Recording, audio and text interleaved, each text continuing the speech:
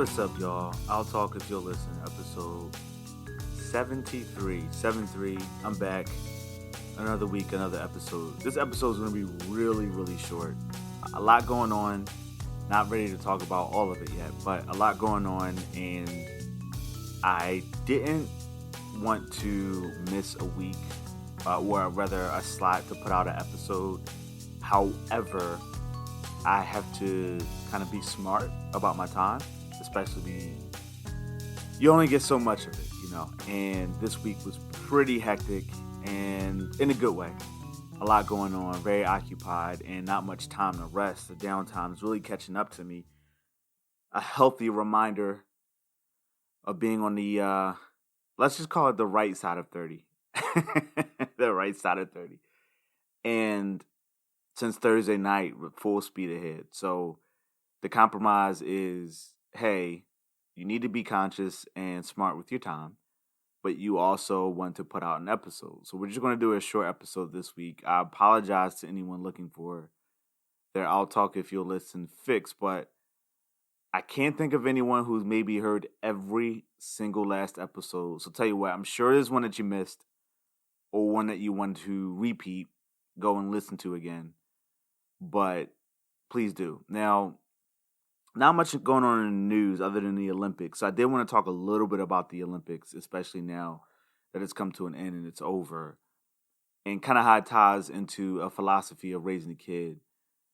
And I also want to talk about my weekend.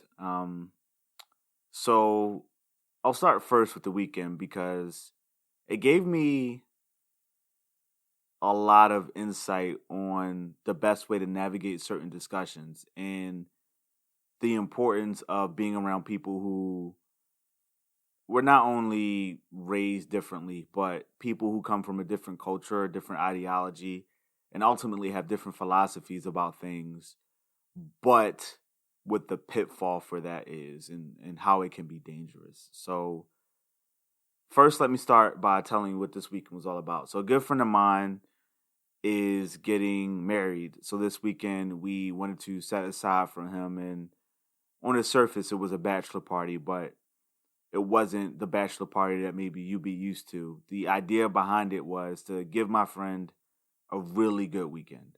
So he and 5 of his closest friends from different walks of life, including myself, or I'll say 4 of his closest friends from different walks of life, including myself, and a newer friend that he's starting to get to know, all rent an Airbnb in Phoenixville, PA. And it was a good time. It was a nice experience and ultimately a great weekend. And it kind of really set the tone for what a good time really even is. A lot of people, and we've experienced, for transparency, now that it's over and there's no holds barred. I don't care about revealing certain things. You got 2 issues when it comes to planning bachelor and bachelorette parties. Now, I imagine this to be the same for bachelorette parties, but I'm only going to speak from the perspective of a bachelor's party. So, the problem with planning a bachelor's party is you have what society tells you that men would enjoy and what men need to be entertained with in order to have a good time. And you have what the typical expectation is surrounding bachelor party. So what can happen, especially if you're getting someone who doesn't know the person that well, planning a bachelor party, what they end up doing is either A, planning a bachelor party and not planning the person's bachelor party. Or, so for example, let's say I had a bachelor party. What they do is they're planning a bachelor party and they're not planning Tim's bachelor party. Or what they do is they plan the bachelor party that they would want. So the typical stuff from that first scenario is, oh, we need to have strippers, we need to have a lot of bouginess, we need to have a lot of glamorous things, expensive things, we need to go all out, we need to go to Vegas, yada, yada, yada, right?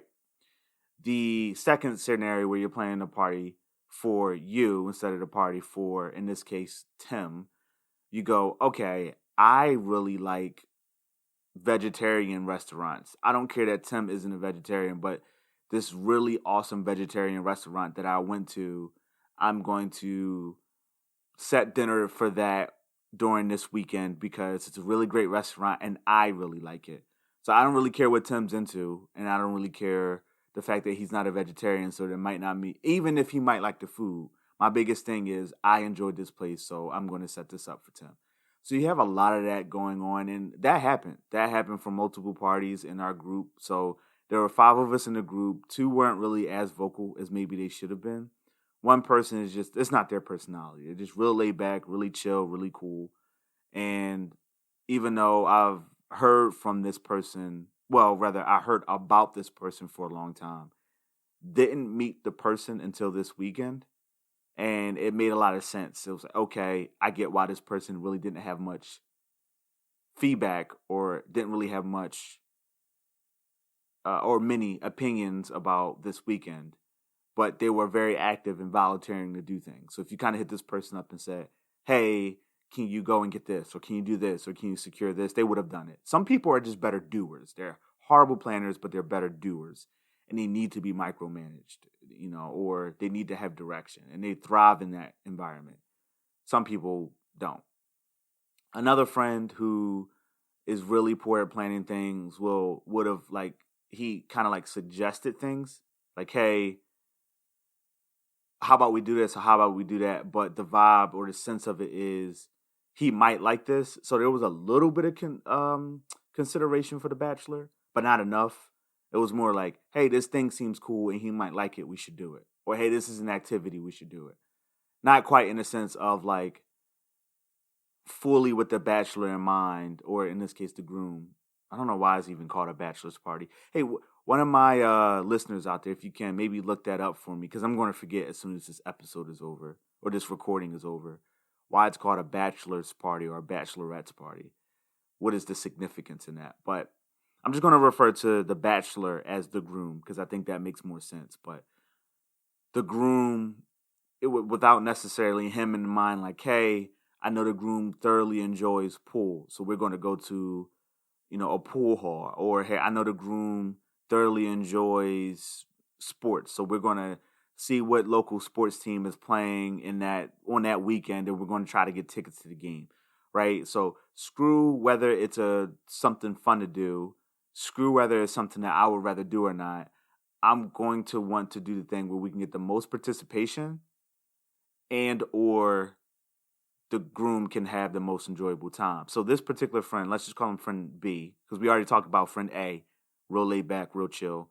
We got friend B who's like, hey, how about we go to, and this isn't what he really suggested, I'm just giving examples, or how about we go to an art gallery? And you're thinking, oh, art gallery is cool, you might have fun. Or how about we go to a wine tasting?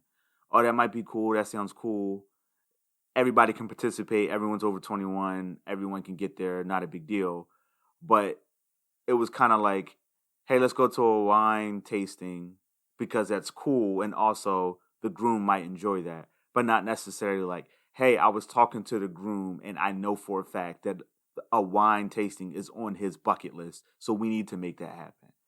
So I think he didn't really do a good job of kind of providing much direction, which leads me to the next 3 friends. You had the best man, you had myself, and then you had, let's just call him friend C for Charlie.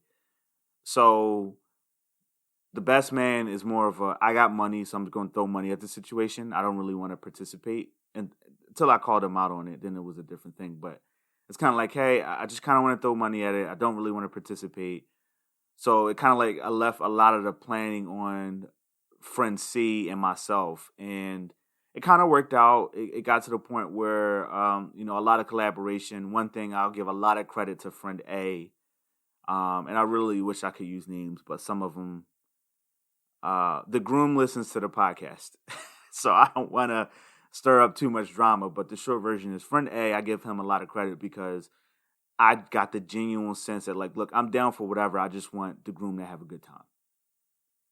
And that's the general sense that I got from everything. And I although he didn't really have much feedback on what we did, I think his heart was in the right place, which I give him a lot of credit for. But planning a bachelor party, especially if you don't necessarily have the right people involved, or you have too many cooks or not enough cooks, it can be really, really stressful, annoying, frustrating, tedious, disappointing, and I'm just glad that it's done. I'm so glad that it's done. I was looking forward to it, to hang out with the groom, meet some of his friends that he's known for quite some time that I haven't had the opportunity to meet. Because we all have those friends, right? Where I'm friends with, like, Amanda. You all know Amanda. I'm friends with Amanda. Amanda could tell me about a friend that she's known since college, or that she's known for 10 or 15 years. And I can know of this friend, know about this friend. I could have seen pictures that had this friend in it, but have never met this friend before. So it was a situation like that where, friend A has gone to high school with the groom, and I've been around for stories involving friend A, but I've never met him.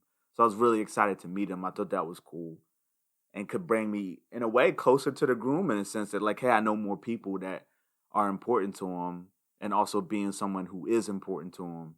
It's huge. It's a huge piece of the puzzle, but it was a good time. We had an Airbnb, which the Airbnb screamed old white people. There was, like, places in this where it had, like, the, like, animal skulls and really old pictures of things of, like, the 1950s or 20s or whatever, and you can tell that the people who owned the place, who designed it, was, like, very old and white. But you could also argue that every living space or Airbnb, like, or space that you're renting out for a period of time, let's just call it a weekend or a week, has a theme. So if you want a sex theme, you'll find a sex themed location. If you want a 90s themed location, you'll find a 90s themed location. And that's what you do. And I think it's just what we were looking for was a place that could accommodate 6 people, had more than one bathroom, had multiple bedrooms, like, ways to sleep, was spacious, and we came across this place in Phoenixville. It had a wide open basement, pool table, darts, foosball table, big eating area. So it was a spacious thing. So I think we were looking at it from that angle, and not looking at it like, hey, we want an old, like, 1950s, 1940s, 1960s, whatever the theme was, themed place. So let's pick this. It was just like a coincidence. It just happened to be that way. So although I could appreciate it objectively, definitely not my style. Definitely not something I would go for again. And the only reason, if I ever would rent that space out again, is it was about 10 minutes away from a local casino, which we ended up going to.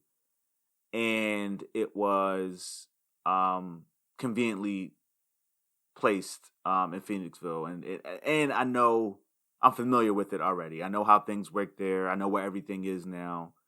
I know what type of space I'm getting into. I know what can and can't be done. So when in doubt, go with what is familiar, right? But if I wouldn't necessarily make that my first choice if I know I can find somewhere else, depending on what I'm looking for. But definitely a great experience. It was really fun. Got to meet everybody. Got some. I tried Thai food for the first time ever, so that was dope. Got to play some nerdy games and got to go to the casino. Lost some money, of course, but I learned a lot, which is, I think, the most. You can't put a price on that. So I lost, I think, like $140, $145, something like that.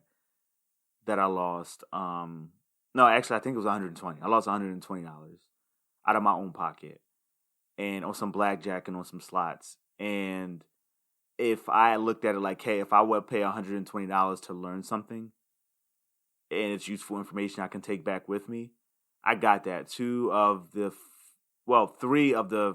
6 of us had extensive casino knowledge, so it's really nice kind of picking their brains and understanding certain philosophies, and not necessarily certain strategies. Like, you want to play this slot because of this, or you want to play blackjack because of that. It was more of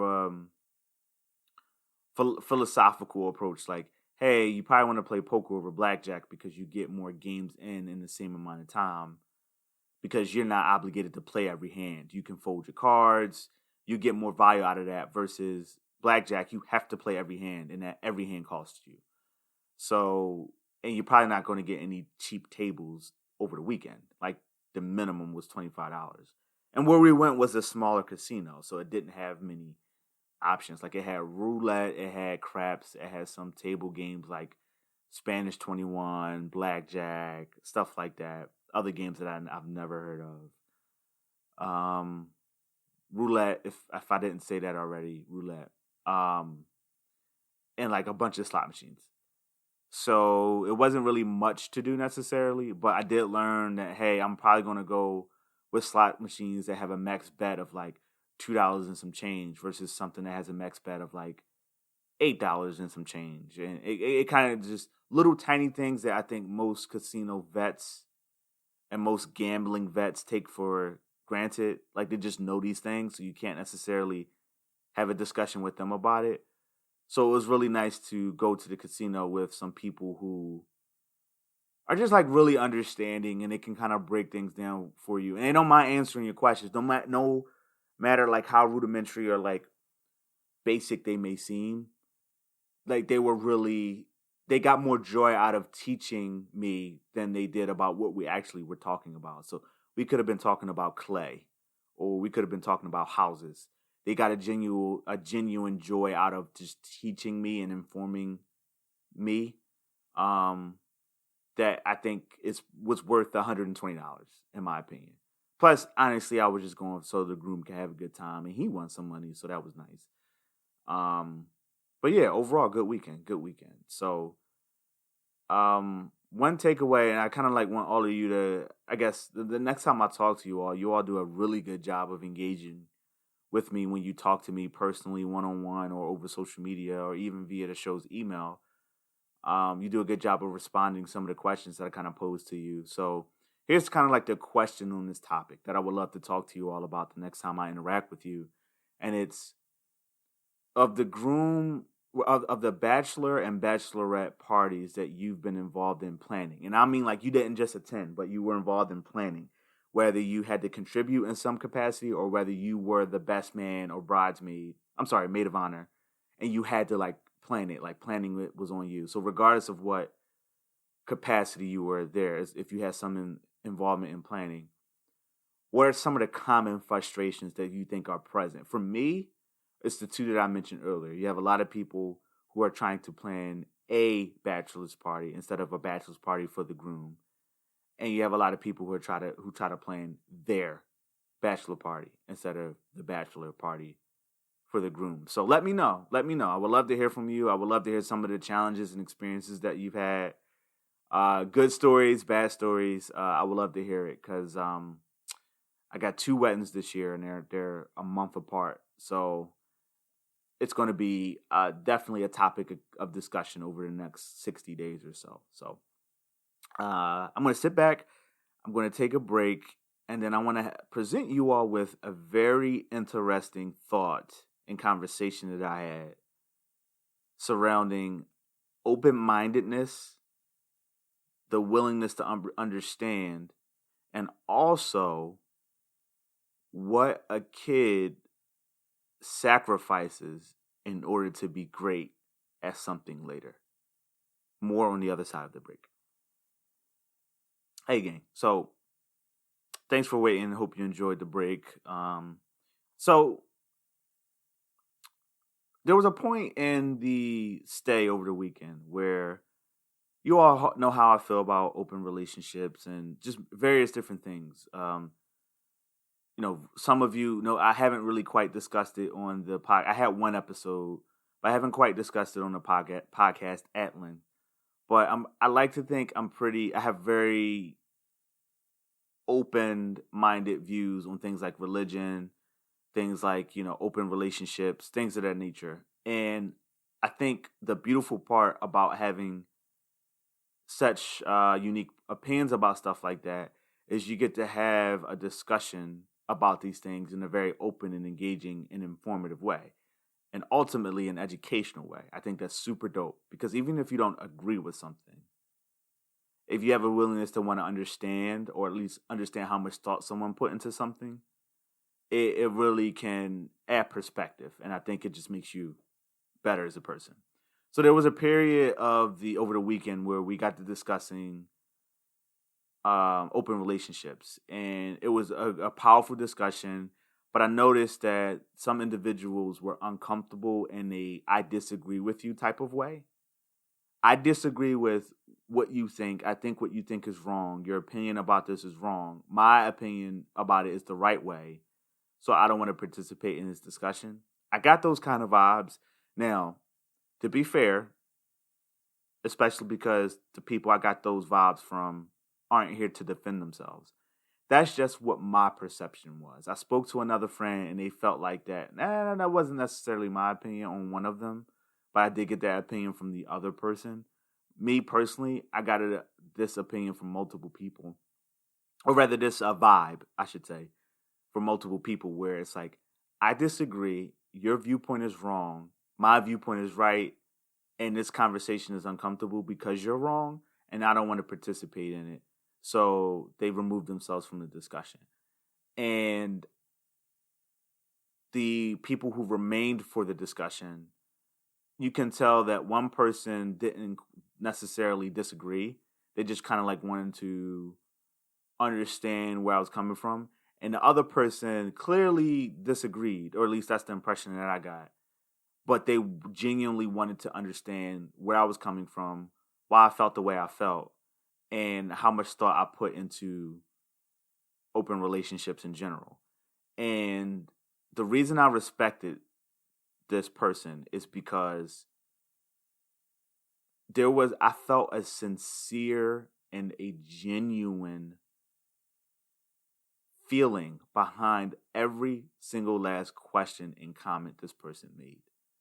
And it made me realize how much I can appreciate someone who, although they may not necessarily agree with what you agree with or share the same philosophy as you do, they want to understand. And I think and even though we were talking about open relationships, I think if people took that same approach when it came to culture, when it came to politics, and when it came to religion, when it came to sexual orientation, I think people would have we would have a much more tolerable world. So shout out, you know what? I'm gonna name this person by name. Shout out to my friend Joe. It's just I respect and admire and care for Joe so much, and I'm so appreciative. And Joe and I rode to the Airbnb together, and we rode from the Airbnb together. So on the way back, when it was just all the cameras were off, it was just he and I told him, I was like, man, I really appreciated the fact that even though you disagreed with my thought process, or you necessarily didn't agree with everything I had to say, you at least wanted to stick around for the discussion to ask me provocative questions, to not only understand where I was coming from, but to actively challenge my belief system. And I don't think that happens enough. I think if we challenge people's belief system in a productive, positive way, hey, how much thought did you actually put into this philosophy that you are, pursuing or thinking about? It's really important. How many people wake up and they just follow the status quo simply because that's just what you do? How many people wake up and they practice a certain religion simply because that's just what you do? How many people wake up and they vote Democrat or vote Republican simply because that's the way their father or their mother or their father's father or mother's mother before them, or everyone in their community or everyone in their family, that's just simply the way that they vote. So they're going to follow suit and do the same thing. I think it's really important to question this stuff because I think, like I mentioned earlier, it helps you to grow and it adds perspective. You become way more cultured and considerate. But I think it helps you it challenges your resolve, and it kind of almost doubles down on your belief. If I believe that being a vegetarian is the right thing, and someone asks me a series of questions, and after the fact, I'm like, no, now I feel even better about being vegetarian because the person asked me these questions and I was able to provide an answer. I think that's super dope. But if the discussion ever moves past, oh, I just think killing animals is wrong. Now, that's that person's right to feel that way. But if everyone just was like, oh, okay, that's fine, and left it at that and never kind of questioned that person's thought process, they never had to give a deeper answer other than I just don't like I just think killing animals is wrong. So how do they even really put much like how much stock can you put into your resolve when you've never had it challenged? How many of us are friends with people that we've never gotten into a fight with? We never gotten into an argument with. And I think that's why a lot of people stop talking over like really minor things because they've never had a challenge to their relationship or to their friendship. So when the first like tiniest thing happens, they instantly stop talking to each other or the relationship is severed because I never have an argument with you, so I don't know how to argue with you. I never had this discussion with you, so I don't know how to have this discussion with you. My buddy Chuck, so I've been a Freemason since 2013. I've known Chuck since 2009. And he and I just had our discussion about Freemasonry this year. So year 12 of our friendship, we had a discussion about something that I've been for the past 8 years because we just never talked about it. He didn't know how to open a discussion because we've never had to have a discussion like that before. So it just makes me think like, you're a Christian, you're a Muslim, you're a Buddhist, you're a vegetarian, you vote Democrat, you only date black women, you don't have sex, you are in an open relationship. Regardless of what your life's philosophy is, if you don't have it challenged, I think you can find yourself in a really sticky situation the first time you have it challenged because you won't know what to do or how to experience or navigate through that discussion. So, no offense to if this discussion, this episode finds its way to the people who attended that night, other than the groom who definitely listens to the show. No offense to the two people who remove themselves from the discussion, because I would much rather that than for it to get disrespectful. But I'm just really disappointed that they couldn't fight through their discomfort and have a discussion that could potentially help them with their own viewpoints. And shout out to Joe and shout out to the groom who sat through it and had a productive and mature conversation, a very open conversation about open relationships and the philosophy, at least my philosophy behind it and why I would even want one. So, shout out to y'all. One last break, y'all, and then I wanna bring up something about the Olympics, and then I'll let you all go and get back to your work, your workout, your chores, whatever it may be. So one more break, and I'll be back on the other side of the break. Hey, gang. So another discussion that started over the weekend with the guys at the house, but I had a different version of the discussion with this is going to be one of those things, my girlfriend's brother-in-law. I almost said my girlfriend's sister's husband, but I realized it's just easier to say my girlfriend's brother-in-law. But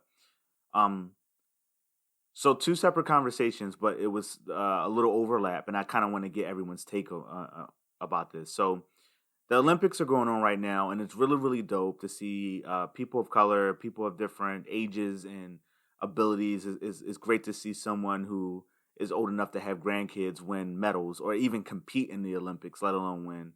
And it's great to see like a 14-year-old kid mop the floor with the competition. It just goes to show you how awesome humans can be. And it really inspires you to say, I'm really thankful for the Olympics because I think one thing that doesn't get talked about enough is how it can motivate you to just be a better person in a good way. It's a thin line because it's really easy to start comparing yourself to other people. Like, man, this person's 14, this person's 16, this person's 25, this person's 30, this person's 60 in the Olympics. And they're doing more for themselves, for their family and their country than I've ever done in my life. So I suck, and you can get into some really deep depression. But I think the other side of that, the benefit of that, is you just getting inspired. Like, wow, look at what this 14-year-old kid can do. Look what this 6-year-old woman can do. Look what this 35-year-old man can do. Look what they're doing. I feel inspired. You know what? I'm gonna kick ass when I get to work the next day. Or, I'm going to, I'm going to go to the park with my kids and, get them active and get them moving. And I think it's really inspiring. But one thing that kind of got me to thinking, we were talking about this over the weekend. So I'll give you the weekend discussion first, and then I'll give you the discussion that I had with the brother-in-law today. So the discussion that happened over the weekend was surrounding us not, as when we're kids, not necessarily appreciating the things that our parents put us through when we're kids, like when it comes to extracurricular activities, whether it's learning an instrument, doing an extracurricular activity like chess or something, or getting into a sport and becoming consumed by that sport. And a lot of us don't appreciate that. And it was really easy to side with the parents. Like, yeah, man, kids just don't understand. They take it for granted. They don't know. But another part of the side of the discussion that the conversation initially or eventually went to was, how much of that kid's childhood are you taking away?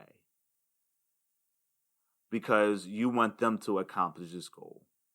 And even if you want them to accomplish the goal for them, you're the one that introduced them to that, and you're the one that holding them to account. Now, eventually, will that kid wake up and go, you know what? I got to go to the gym at 5 a.m. because I got to be the best at what I do. Yeah, maybe eventually. But initially, it's going to be you, the parent, imposing this thing on the kid. Now, eventually, you do have some parents who do have the emotional awareness and emotional intelligence to say, you know what? My kid's not having fun. My kid's not enjoying themselves. My kid's losing a piece of their childhood because they don't want to play the violin. But I have them up at, all times of the day doing violin lessons. You know what? Let's try swimming. Okay, swimming doesn't work. Let's do bowling. You know what? That doesn't work. Let's do tennis, right? And kind of all over the place. I like that approach.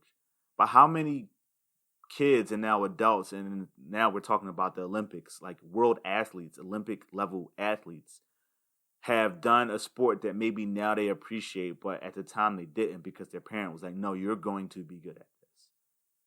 And it just kind of got me to thinking, where do you draw the line between teaching a child discipline and valuable lessons? Like, hey, if you want to be good at something and you want to do something really well, you need to practice. You need to have discipline. You need to have dedication. Take something as simple as this podcast. I'm going to be really honest with y'all. I didn't want to record tonight. I am worn out from this weekend's events. I got to go back to work tomorrow, something I'm not necessarily looking forward to for many reasons. And, I'm just socially worn out. I'm physically worn out. I did not want to record. I wanted to be in bed right now. But I did it anyway. And I wish my mom taught me these rules that I'm learning kind of like on my own now. I wish she taught me these things as a kid. Imagine how much further I'd be now as an adult. And so there's a case for that, but there's also a case, this kid will view life as a competition. This kid will never be able to appreciate certain things. This kid will never be able to make friends, or may become socially awkward, may not have a large support network because the only thing they did was play that violin every day, or, swim every day. And yeah, they get camaraderie with their teammates, but it was always from a, hey, there's camaraderie because you're my teammate, not because I like you as a person type of deal. And this person missed out on their childhood to a degree because of this thing that they're being occupied with. And I found that as we were having that discussion, it really kind of got me to thinking of, like, if I was a parent, what would I do? Because when that adult, that child who grows into an adult, that adult is accepting, like, I think recently Peyton Manning, one of the best quarterbacks of all time, in my opinion, just got inducted to the Hall of Fame, and he grew to enjoy the sport. You could argue that he wouldn't have enjoyed the sport. He wouldn't have played the sport if he didn't enjoy it. But to have his father on stage with him as his Hall of Fame bust got displayed, you can't put a price on that. And I'm sure his father, Archie Manning, can look back like all those hours in the gym, all those hours in the weight room, all those hours on the football field, all those hours watching film makes this moment worth it. And he wouldn't have got here without that dedication. But you also kind of wonder how many more friends or relationships or experiences would Peyton have had if he didn't have that occupying his life, So it's such a thin line, and you kind of got to decide what's what. I think sometimes the stars do align, where a kid finds a sport that they do thoroughly enjoy, but they're also very competitive at, and they become very successful at, but they're also able to experience a healthy childhood. You kind of check both boxes. And the conversation I had with the brother-in-law kind of put a bow tie on the discussion, even though it was two separate discussions with two separate parties. He basically said, look, all you can do is try to be the best version of the parent that you can be. And sometimes you can do everything right and the kid could still come out messed up, whether something as messed up as they have childhood trauma, whether something like they're violent towards their partner, or whether something like they're alcoholic, worst case scenario, they're a murderer, things of that nature. And you could have done everything right as a parent, or you can have a situation where you could do everything wrong as a parent, or heck, even worse, not even be there, and that child still overcomes, and they kind of use that motivation to be a better parent themselves, or give 110% in everything that they do, because I had to learn how to be successful because my parents didn't teach that to me. So I kind of had to persevere despite my parents being idiots. And he pointed out, all you can do is your best. Just try your best. There's nothing you can do to guarantee a certain outcome. And it kind of tied back into that earlier discussion. All you can do is introduce as many activities to your kid as possible. See which one that they cling on to, and see which one they take a liking to, and let them know that never quit, but don't fight a losing battle either. Sometimes quitting is good. You got to make an educated decision. There's no point in spending time, energy, and effort on something where your heart isn't at, where there's no passion behind. So I just thought that was interesting. Hopefully that's a little nugget for you all to kind of bite on and chew on. And I would love to talk to you to see what side of the fence you stand on. I struggled so that way my kid doesn't have to struggle, or I struggled and it made me who I am as a person. So why shouldn't he have to struggle? And where do you draw the line?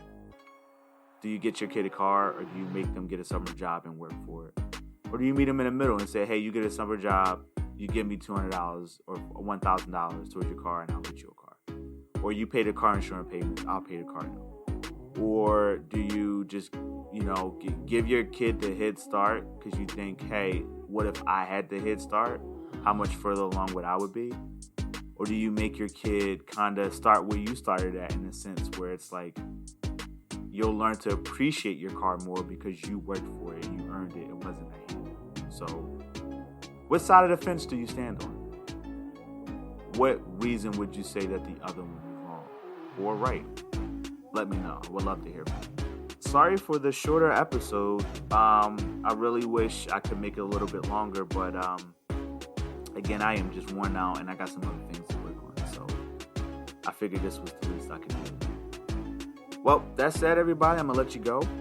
Enjoy the rest of your day, week, month. And until the next time, as always, I'll keep talking if you'll listen. Take care.